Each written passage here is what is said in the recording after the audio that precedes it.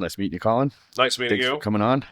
Okay, we were just about ready to start talking about that. You're writing a column for, are you writing a column about HB 1077? I already did. Okay. I already did, actually. And it's for Rapid City Post, right? It is. It is. You want to tell the people what HB 1077 is before we get into it? HB 1077 was a bill that failed just a couple weeks ago on the governor's desk with a veto, which would What, have mic up next to you? HB 1077 would have essentially banned lab-grown meat in South Dakota by changing the labeling to call it an adulterated food. So, okay, the South Dakota Stock Growers Association, they're supporting the ban that happened with that, right? Mm-hmm. Well, it was going for a ban, and then it got vetoed. It did. And then the South Dakota Cattlemen's Association opposed the ban. Mm-hmm. And what side do you think? Do you have a side like? I do, and that would be with the South Dakota stock growers, and that would be on the side of pushing forward a ban. And the reason is that we get to decide what the future looks like in our state, what our future looks like for our kids, and what our future looks like for our food and our food security. And one of the biggest concerns people have today is they don't know where their food is coming from, and a lot of the times they don't even trust where their food is coming from. And we saw during COVID when the supply chains all totally fell apart, that you couldn't rely on the grocery store. You couldn't rely on the USDA. You couldn't rely on the FDA. You couldn't rely on most of the government to put food in your belly. So it's not just about whether or not we think lab-grown meat is gross or whether or not it's safe. It's about, at the end of the day, do we want to divest more resources into giving that control to a central authority? Because that is what it ultimately will be at some juncture, is a central authority putting lab-grown meat on the shelves. It's all going to be approved by the USDA or the FDA. It's all going to be owned by billion-dollar corporations, and it's all going to be packaged up by politicians trying to sell it to you. Doesn't that mean government stepping in? Well, absolutely. And Governor Roden, he called it a defense of the free market when he vetoed it.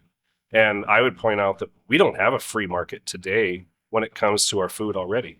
We definitely don't have one when it comes to beef or meat, because if you look at how the market actually breaks down, 85% of the beef industry is owned by 4 companies: JBS, Cargill, Tyson, and National Beef. They have an 85% monopoly on that whole marketplace. And 3 of those companies, National being the only one that's not, are investing into lab-grown meat right now. And why would that be? That's because the only time those companies ever lose money is when they got to buy live cattle. The reason why Governor Roden did that 5-year Moratorium. yeah. So you did run for a Libertarian House in 2022. I did. Isn't that supposed to oppose or be against the government, state government? Yeah, I will say this. So the Libertarian Party generally opposes government interference in the free market. Yeah. Right. Libertarians in general do. But I've said for a long time, the biggest problem with libertarians is they spend more time fighting other libertarians than they do fighting anybody else. And this is one of those issues where a lot of my libertarian friends didn't see the same way that I did on it. And they quote the free market in the same circumstance. Like, we can't interfere with the free market. We should let lab-grown meat become a thing, because anything else is defrauding the free market. But like I said, we do this all the time. We defraud the free market in South Dakota in particular. We don't have one. The governor said we can't ban things we don't like. Well, look at marijuana. Look at all the other things that come through the pipeline. We say, well, we're not going to have that here because we think it doesn't make sense. It's not common sense.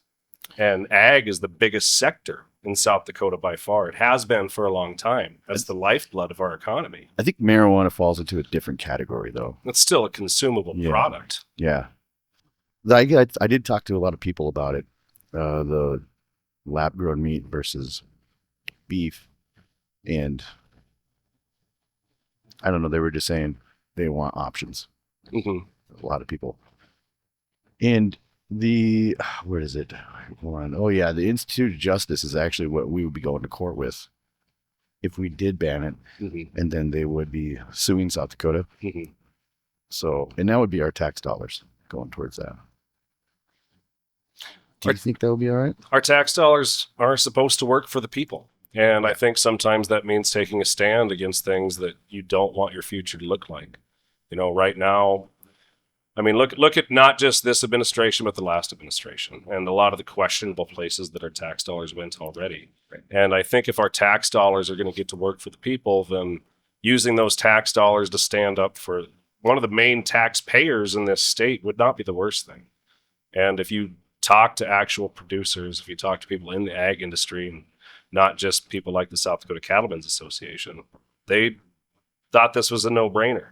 When the lab-grown meat ban went to the cowboy governor, they thought it was done and over with. It was going to be passed. And then you started wondering about if the guy in the cowboy hat was more hat than cattle.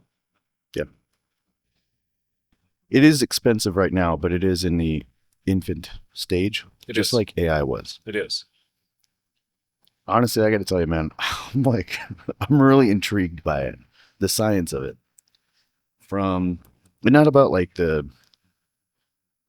development of making it look like an already made chicken product or beef or something like that, but like the CPM, the powder, the protein, it can get up to 40% more protein than like a chicken breast.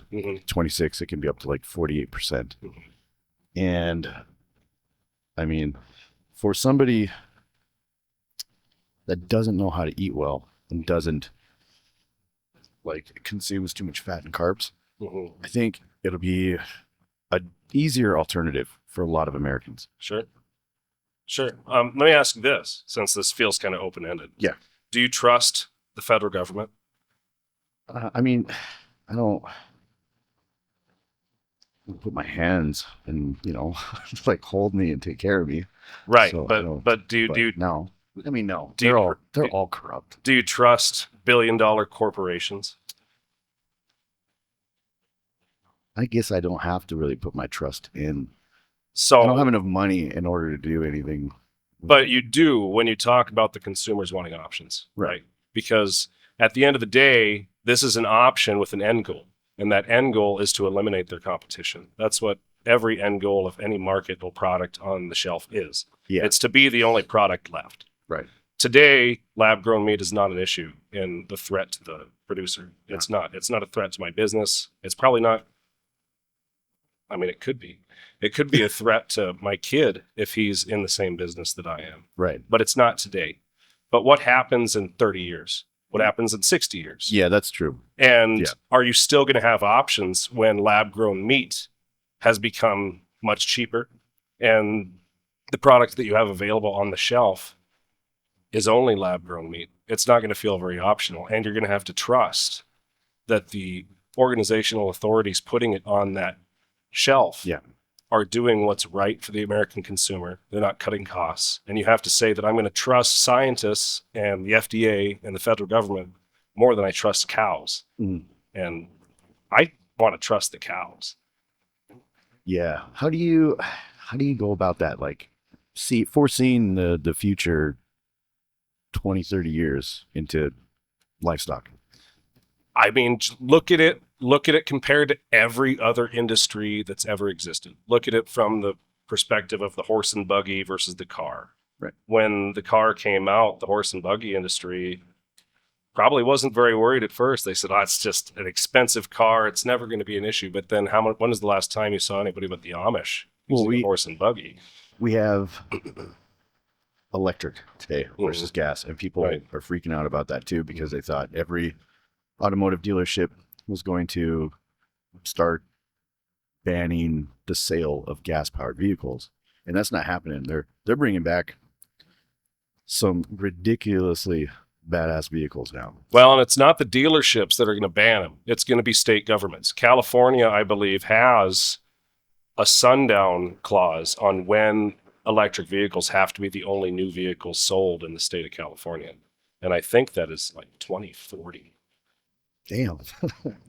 I don't remember when it is, Yeah. but I do remember that California had that written, that it was going to have, there was a sunset on when gas powered vehicles could be sold. California does a lot of stupid shit, They honestly. they do, but they are also close to half the population of the United States. Yeah. They are the biggest economy in our United States. If they were set aside as their own economy, Mhm. they would be one of the biggest in the world. And when you look around, a lot of these ideas from all these state governments, a lot of the around the country, they are going to spread. Yeah. And so, I mean, it's a lot of the time, it's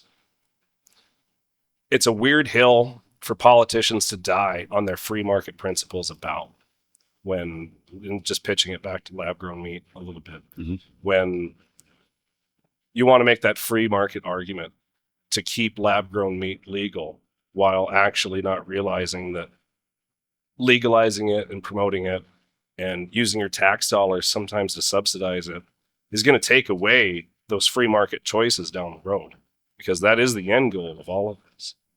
The South Dakota State University is trying to make super cows like efficient Mm-hmm. with methane they use, so it's like producing more meat and energy. Mm-hmm. They got a really good. It's crazy science what they are doing. Well, and for a long time, the cow has changed. The cow has changed a lot in the United developed. States over years, and most of that has not been crazy science. And a lot of people always talk about GMOs related to agriculture a lot, and really, Yeah. a lot of GMOs have just been the process of selective breeding. Mhm. At the end of the day, I mean, even Like- something like broccoli. Broccoli's GMO, yeah. Broccoli doesn't exist naturally in the wild. That Yep. came from people selectively breeding plants Yeah. to make broccoli as it exists today. The average Angus cow, black Angus cow, back in the 50s and 60s, at full weight as a herd cow, was like 1,100 pounds, sometimes even smaller. The average, and our cows on our place are bigger because we've bred them this way for a long time, but the average herd cow on my place is 1,600 pounds. You know, and that is Damn. just, that's from targeting genetics over a long period of time, Yeah. breeding back that way over a long period of time to make more efficient cows. Farmers and ranchers, particularly in the livestock industry, they monitor things like efficiency, rates of gain, cows that, for us, one of the things that we target is milk production, milk quality, because that calf needs good milk to grow. Mhm. And just like human women, not every mother is able to produce enough milk to feed her baby. She has to supplement. Right. Not every cow is going to be able to support her calf, and you're going to have to supplement that calf, or he's just not going to grow the way he needs to be. So we have purposely tried to breed out cattle in our herd that don't produce enough milk. And Mm. you know, that's the same thing that a lot of places have done to try to grow cattle that will marble, longer ribeye. All these different things that makes a cow Yeah. have been through selective breeding. There's always going to be a place for real meat. Always. I don't think livestock ranching is going to go anywhere ever. A lot of people don't, but look at it this way. This last year, we have had higher cattle prices than we have ever had. And part of that is due to the national cattle herd being the smallest it has been in 75 years. We've lost over 500,000 cattle every year for the last 5 or 6 years in a row nationwide. So that supply has been choked down. And one of the things that that's done is it's increased cattle prices. So the federal government has done a few things to try to make beef cheaper at the store, and that is always to attack the cattle market. One of those things that they do is they bring in foreign cattle. They bring in foreign meat, and that increases the supply. It gives the meat packers something cheaper to buy, and they don't have to pay as much for American cattle at the auction. So what does that do? That means that the producer, the guys like me, we're not making as much money. And when we're not making as much money, we're not able to expand. And in a time when we're worried about supply chains and are we able to produce enough meat, the reality is the producer has to make enough money to be able to expand, because we're not going to get more cows by making cows cheaper. Right. That's the reality. Yeah. And every year, I think I read a statistic once a while ago that said every 20 minutes a family farm on average quits operation as it's seen today. And on our own place, we homesteaded here 130 years ago. And you can drive from one end of the place to the other, and I'll be able to say, well, that's what we call Schumer's, that's Tim's, that's the Schultes, that's all these different names to different places. And people ask me, well, how did you name them? I said, well, we didn't. That's just the name of the place from the guy we bought it from. You know, there used to be a lot more family farms. Oh, yeah. They're smaller and smaller all the time, and pretty much everybody just calls it, well, you know, that's the Polly place now. And when we're talking about that pasture, that's, you know, that's George Ann's. Do you think kids are just losing interest in taking over the ranches? I think that the industry has demanded that you get bigger to survive, just like a lot of industries do. You have to grow or you have to die. And one of the reasons you've had to grow is because cattle have struggled to remain consistently profitable. And a lot of the times, for a lot of years, producers haven't been able to make enough money on those cows to stay profitable. And that's another reason why when you say, I don't think farming and ranching is going anywhere, well, it's not today, but it's going to change. It's going to change away from family farms. It's going to change into operations where we're not a giant operation, but we're not small. We have quite a few cows, and we have a modest amount of acres. And 50 years ago, we'd have been a huge ranch by that same metric. And today we're medium sized. And in 50 years, I imagine that if we're not twice as big as we are now, I don't know if we're going to be profitable. And that's again about, are you really going to have choices when your choices are going out of business? That's you adapting, though, right? That's everybody trying to adapt, right? For sure. Is it hard for like a rancher to get funding from government? Well, in what way? A lot of ranchers had problems applying for grants and stuff. So when you look at ag subsidies in general, you see a lot of them. If you're a corn grower, if you're a grain grower, there's a lot less when it comes to the cattle side of things. Oh. And you know, that's again kind of a weird flux all the time, because the federal government does these things that drive down cattle prices at the same time kind of giving it to the guy that's growing those cattle. You know, and there's only a couple things that can be done, and that's one of the things that I wrote about too, was if you're going to drive down the cost of marketable cattle so that producers aren't able to make the same amount of money, then you've almost got to subsidize the rancher if you want them to stay in business. Or you can stay out of the industry. You can allow the free market to actually exist while making sure that competitive things such as lab-grown meat, foreign beef don't enter that marketplace, so that producers are able to keep producing. But I don't know what the third option is besides just trying to expect guys to make more money. I know that this year we had the most expensive calves we ever sold. Last October we sold our calves, and they were close to $3,200 a piece. And I remember 10 years ago, those same calves were $1,200, sometimes even lower. And that's not profitable. That's barely even breaking even in a lot of times. And, you know, so that's like a base cost. You know, and that base cost is really different from outfit to outfit. Yeah. You know, depending on what their inputs are. You talk to a lot of ranchers about this, what's going on? Oh, yeah. Yeah. They all feel the same? I haven't spoken to a rancher that thought lab-grown meat ought to be a thing. Oh, yeah? No.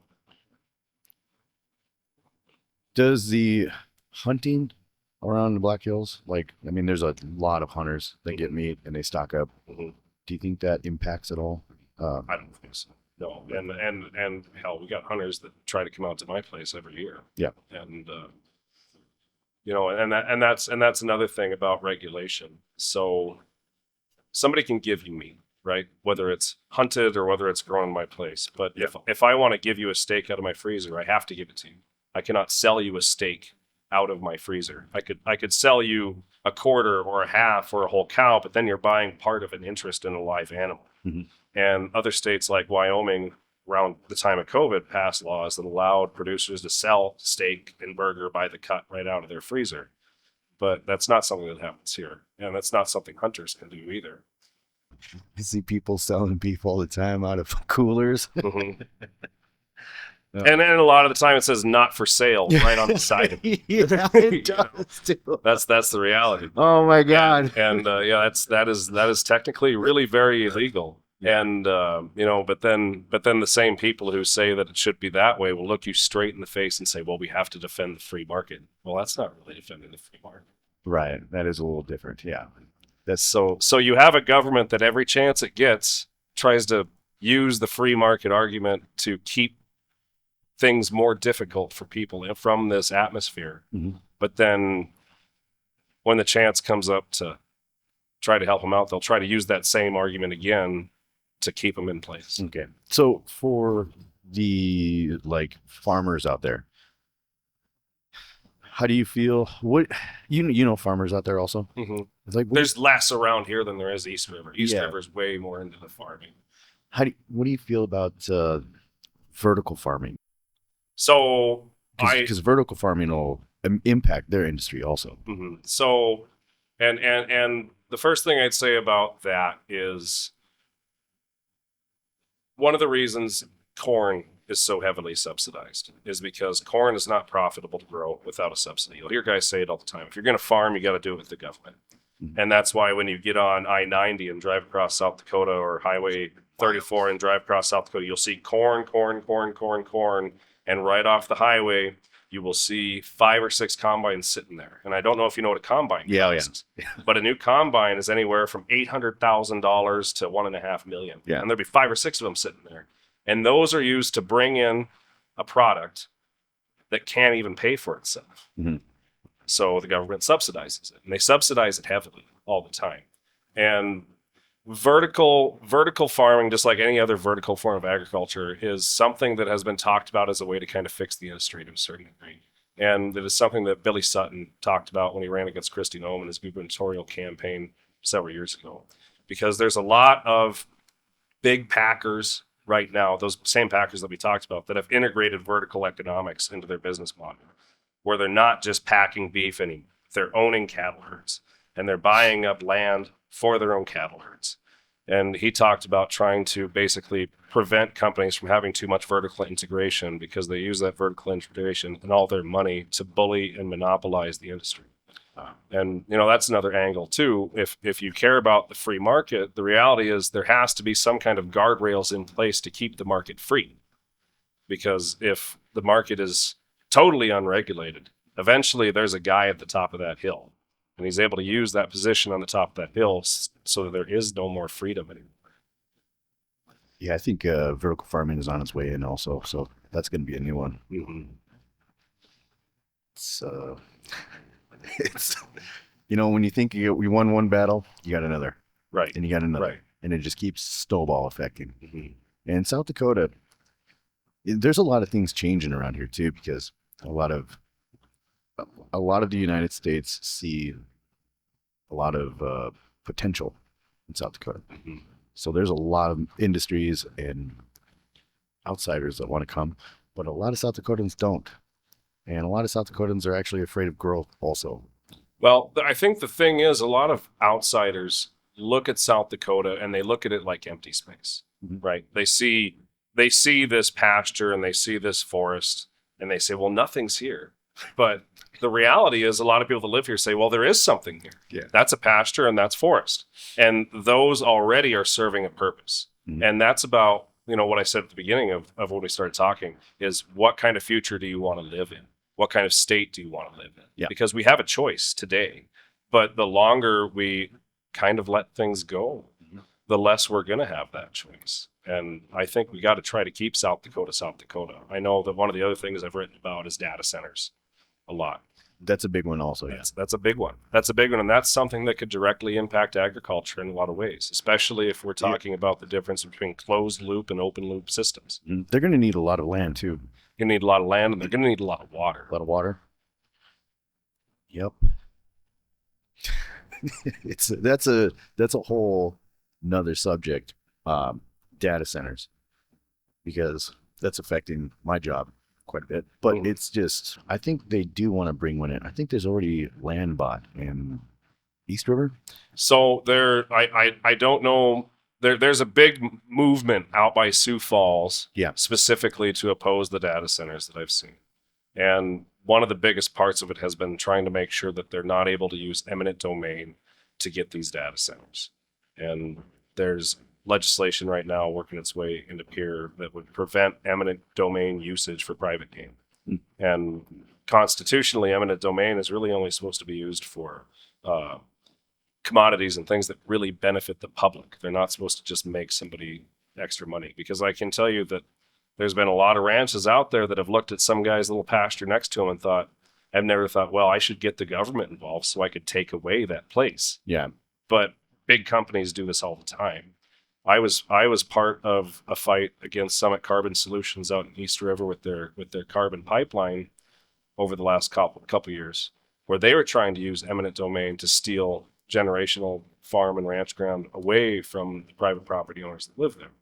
And they were definitely using eminent domain for private gain in that circumstance. And when you start to look at data centers and you start to talk about water usage, there's a conversation right now happening in Butte County about them trying to build a data center or looking at ground to build a data center, which would use Ormond Dam, Belfouche Reservoir, which has been strained for water quite a bit over the last few years. And that is the same water source everybody to the south, east, and north of that dam uses for their irrigation.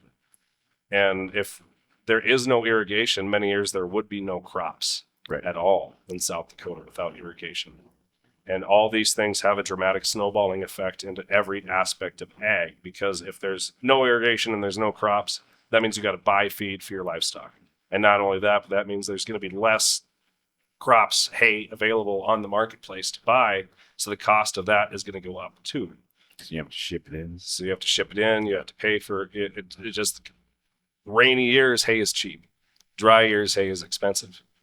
And that's why a lot of these things that don't seem like they're related are actually really closely related. When you start to look at data centers, where an open loop system, which is a lot of the older data centers, they can use as much water every day as the entire city of Rapid City uses every day.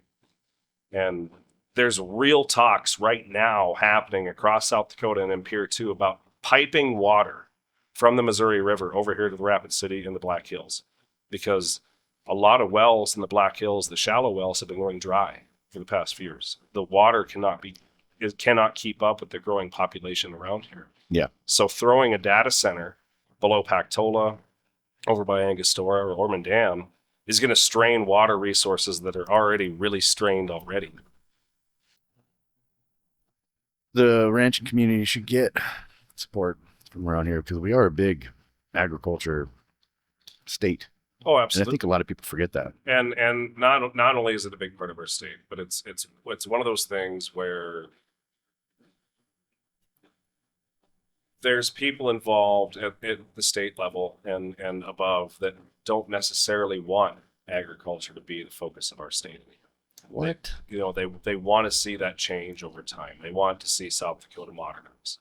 And, you know, they talk about modernization like it's the greatest thing ever. And in a lot of ways, modernization happens already. It's happening in ag too. But if we're really part of the heartland, and that's been our culture, I think that's worth fighting for and trying to sustain. Yeah, absolutely. Yep.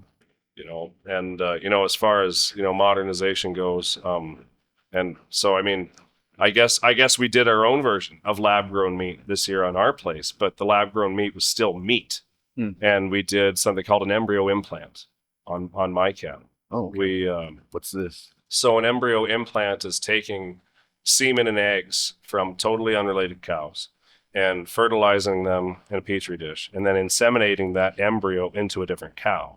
So I have Like a surrogate?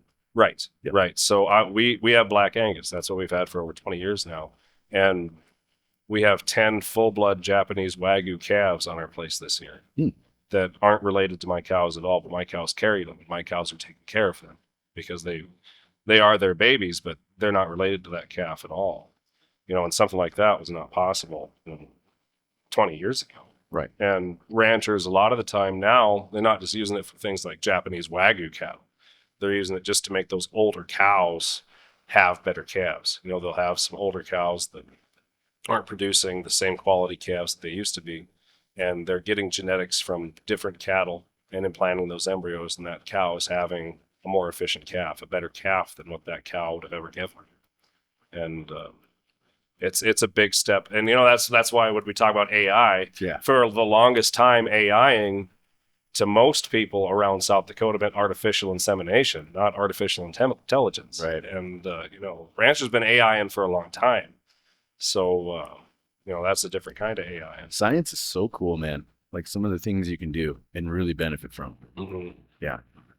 There's a lot of people that are skeptical about a lot of science stuff, but Well, I'm just intrigued. I'm intrigued. And there's a lot of skeptics too about any manner of science. I know that RFK Jr., without getting into him and his opinions too much, he is suspicious of lab grown meat as well, Yeah. and whether or not it's actually going to be healthy to be eating in 50 years, and what are the long term effects of eating it.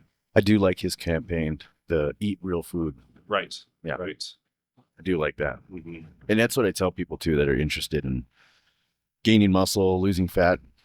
It's like just majority of the time, if you're just eating real food, it's way better for you than eating anything out of a can or drive through or out of a box. Oh yeah. Well, one of the healthiest things your average person can do when they go to the grocery store is never hit the aisles. Just shop around the edge on of the store. outside. That's what everybody says. Just shop on the outside. Just shop. Don't enter the jungle. You gotta just gotta work the border, because that's where all your fresh produce is. That's where your meat is. That's where your dairy is. And then for me, I know that if I'm not some crazy keto guy, Yeah. but anytime I've started limiting my carbohydrates, weight falls off me like crazy. Yeah, a lot of people actually, but it's hard. A lot of people find it difficult because it's just so good. Well, so easy, and it's burger is a lot better on a toasted brioche bun. Yeah. Spaghetti is a lot better when it has noodles. That's another. That's another thing about this cell meat, this lab grown meat, Mm-hmm. is I was looking at the macros in it because I was looking at it from the perspective of when you're in the grocery store, and if we do get it, you're standing there and you're just like shopping at Walmart, and you got two like beefs in your hand or chickens, Mm-hmm. and you're looking at it, and some people look at price and then just buy from price, but some people will look at the macronutrients, Mm-hmm. because some people are buying for health, and in the chicken that is lab made, there is carbs in it, which isn't good. Mm-hmm. And because the scaffolding that they build for basically making it chewy and giving it the shape of the chicken, they got to build that from wheat, gluten, and plant-based protein, and it also gives you carbs and fat, and they have to put in there, and it's not that healthy like right now. Right. Well, and look at any product that is sold that isn't a natural produce product or a natural meat product a lot of the time. Yeah. And you will see an ingredient list 40, 50 items long. And Yeah. and I don't like to always, and I rarely do, but I don't like to bring up what other countries are doing. But if you look at the difference in the ingredients between, say, Kellogg's cereal here versus Kellogg's overseas, In England and Italy and everything, yeah, it'll be drastically different. Yep. What they allow over there versus here, because like 2 sentences yeah, rather than a book.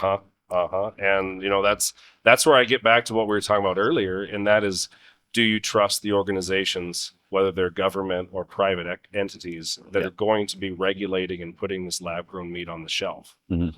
Because I can tell you what's in a cow. You might not always know what's in that lab grown meat. Yeah, meat, beef, or chicken is very, very lean, and beef has ATPs in it because the cow always has gravity. It uses its muscles. Mm-hmm.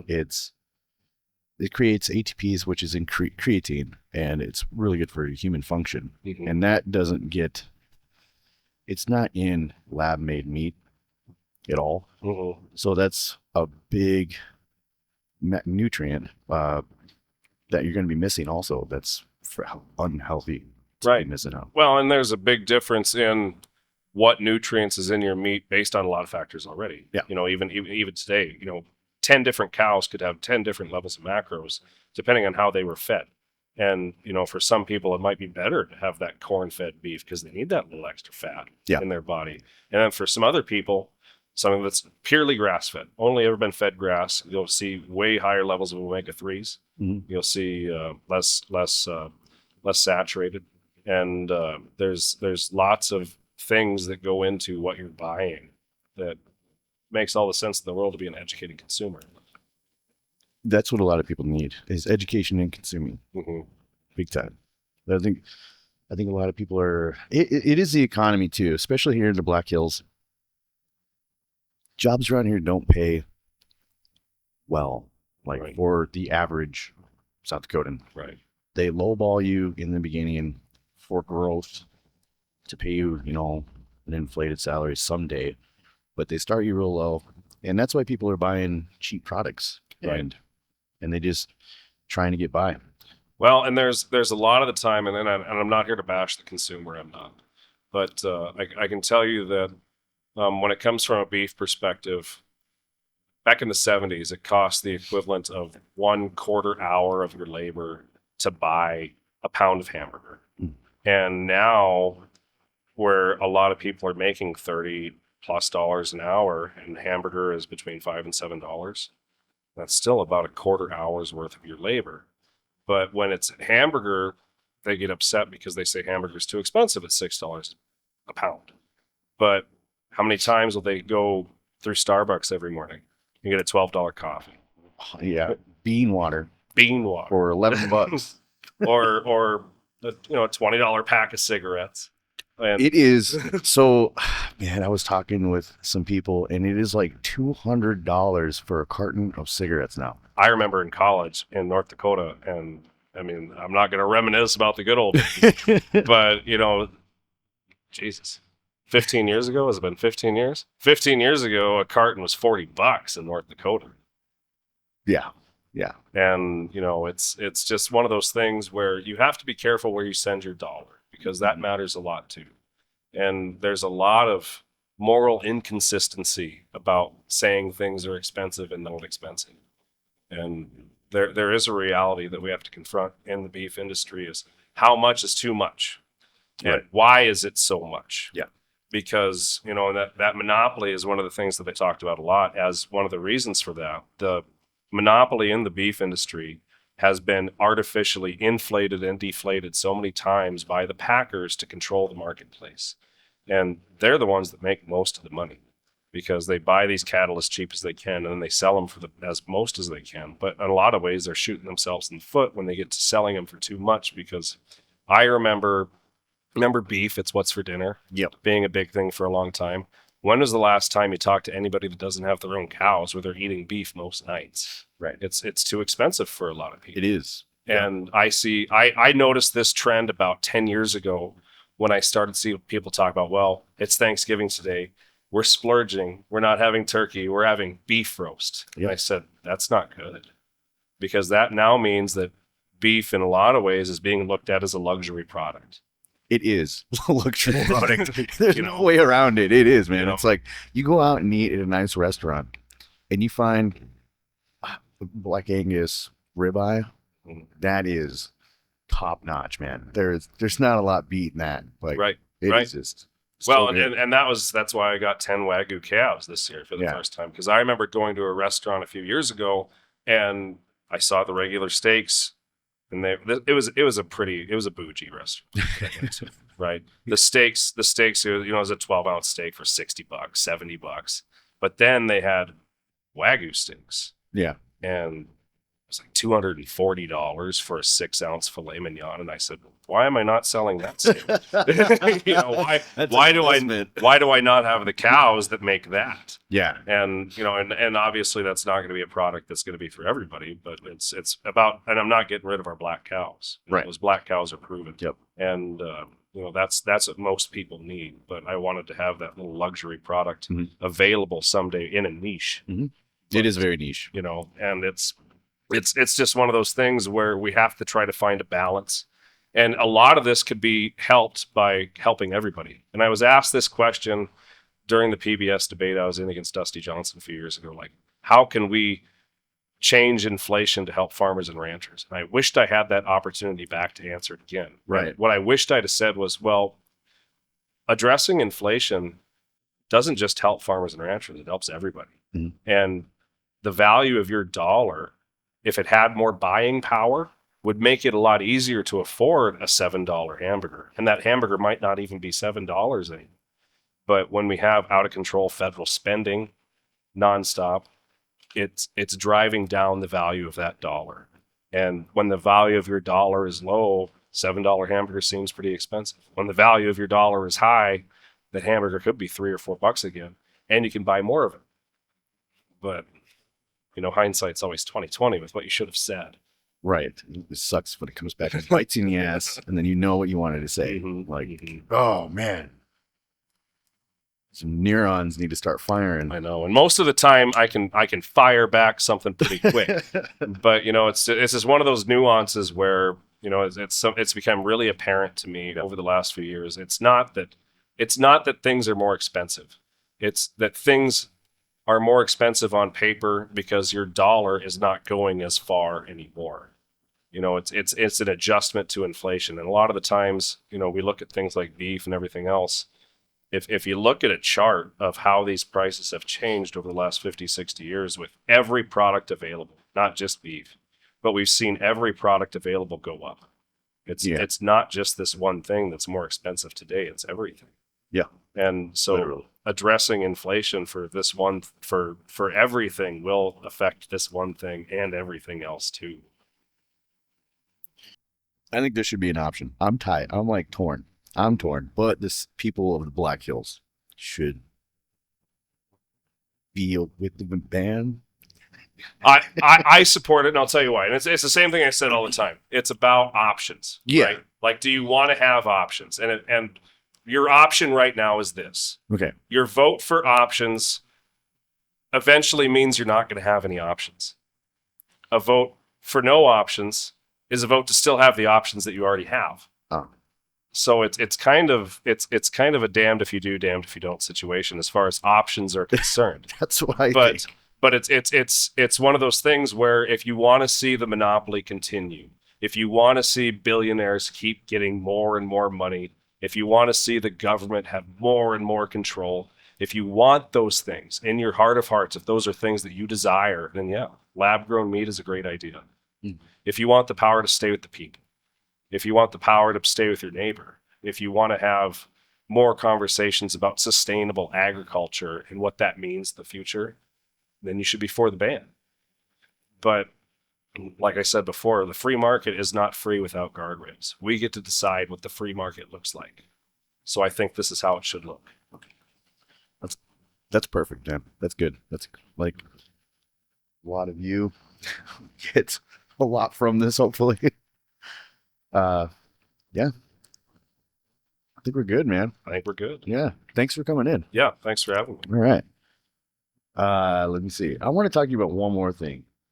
Because are you going to go back to politics? Are you going to try and run again? Camera's on, isn't it? Yeah. So might as well ask this. I've been asked a lot, by a lot of different factions. Yep. And you know, never say never. Yep. Yeah. You know, we just got to kind of wait and see how things shake out. You know, the reality is when you look left and you look right, and there's a lot of people looking back at you, the pressure to do one thing is always there. Mm-hmm. And whether I run for office or not is not really about me and what I want. It's about what the people want. And when I ran for office the last time, the whole reason I ran was to give South Dakotans a choice. There was a scenario that had unfolded where there was not going to be a Democrat. There wasn't going to be an independent on the ballot at all. And I knew through my connections that I could be on the ballot and make sure there was an opportunity for South Dakotans to have a choice. So that's what I did. Good. And, you know, that I knew that the chances of a libertarian candidate winning were not good. You know, I spent a little bit more than $5,000 in that campaign. Dusty Johnson spent 1.6 million, and I got pretty close to the population of Rapid City in the votes. That's good, man. And got, you know, close to 25% of the vote. And that's not something that I've been seeing before. So, you know, the people have a lot more power than they realize. And I remember as a kid, I think the biggest thing that shaped that opinion of me was A Bug's Life. Have you seen that movie? Yes, I love that movie. Where the grasshopper king guy is going off one day, and he's like, he's not talking about one ant. You know, he said, it's not about one ant. It's about, there's way more of those ants than there are of us. And when those ants figure it out, that's when we're in trouble. Yep. And, you know, I kind of feel like the one ant when we're staring down the barrel of a lot of these data centers, a lot of these, you know, lab grown meat things. And a lot of the time, I mean, I'm an unapologetic populist in a lot of ways. You know, the people have so much more power than they realize. And they just need to try to remember that. I do. Good. Let's end on that note. That's really good. All right. Thanks for coming in, man. Yeah. Thanks for having me. I look I'll have forward you to coming back. Yes, absolutely. Take care, everybody. Thank you.